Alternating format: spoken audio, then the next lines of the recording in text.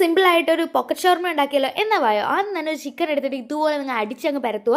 അതിനുശേഷം ഒരു ഫോക്കിൻ്റെ സ്പൂൺ എടുത്തിട്ട് ഇതുപോലെ അങ്ങ് കുത്തി അങ്ങ് നശിപ്പിച്ചേക്കുക. മസാല പിടിക്കാനും പിന്നെ കുറച്ച് ജ്യൂസി ആവാനും വേണ്ടിയിട്ടാണ് ഇങ്ങനെ ചെയ്യുന്നത്.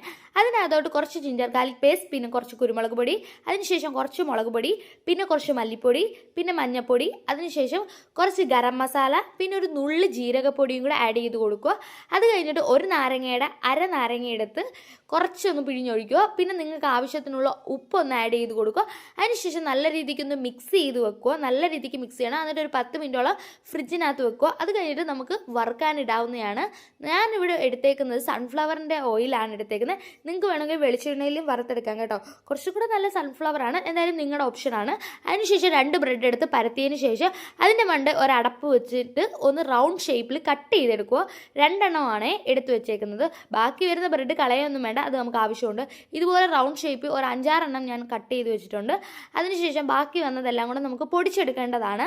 അത് കഴിഞ്ഞപ്പോഴത്തേനും തന്നെ നമ്മുടെ ചിക്കൻ റെഡി ആയിട്ടുണ്ടായിരുന്നു. ആറിയതിന് ശേഷം ഇതുപോലെ നല്ല രീതിക്കൊന്ന് അരിഞ്ഞെടുക്കുക, ചെറിയ ചെറിയ പീസായിട്ട്. കാര്യം ഇത് നമുക്ക് സാലഡിൻ്റെ കൂടെ ഇടാനുള്ളതാണ്. അതുകൊണ്ട് ഇത്രയും ചെറിയ പീസിലേക്കാട്ടിലും വേണമെങ്കിൽ നിങ്ങൾക്ക് അരിഞ്ഞിടാവുന്നതാണ്. അത് കഴിഞ്ഞിട്ട് 3 മുട്ട എടുത്തിട്ടുണ്ട്. 3 മുട്ടയും കൂടെ പൊട്ടിച്ചൊഴിച്ചതിന് ശേഷം നല്ല രീതിക്ക് ഒന്ന് മിക്സ് ചെയ്ത് കൊടുക്കുക.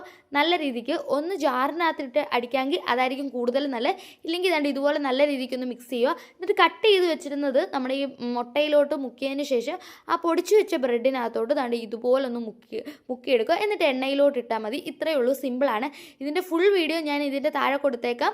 ഫുൾ വീഡിയോ കാണുമ്പോൾ നിങ്ങൾക്ക് കുറച്ചും കൂടെ ഡീറ്റെയിൽ ആയിട്ട് മനസ്സിലാവും കേട്ടോ.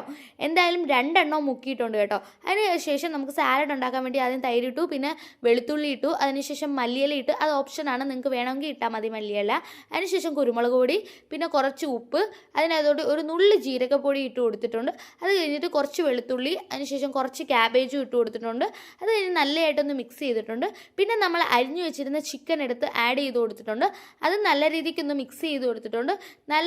നല്ലൊരു തിക്നെസ്സിൽ തന്നെ ഇട്ടിട്ട് കൊടുത്തിട്ടുണ്ട്. പിന്നെ നമ്മൾ ബ്രെഡ് പൊരിച്ചതിൻ്റെ അകത്തോട്ട് ദാണ്ട് ഇതുപോലെ ഫില്ല് ചെയ്ത് കൊടുത്തിട്ടുണ്ട്. ഇത്രയേ ഉള്ളൂ കേട്ടോ. തിന്നു കഴിഞ്ഞപ്പോൾ അടിപൊളി ടേസ്റ്റ് ആയിരുന്നു. എനിക്ക് ഒരുപാട് ഇഷ്ടപ്പെട്ടു.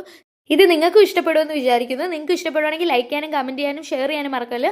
അടുത്ത ആഴ്ച അടുത്ത ഒരു റെസിപ്പി ആയിട്ട് വരുന്നതായിരിക്കും. അപ്പം okay guys, bye bye, Tata, love you, ഉമ്മ.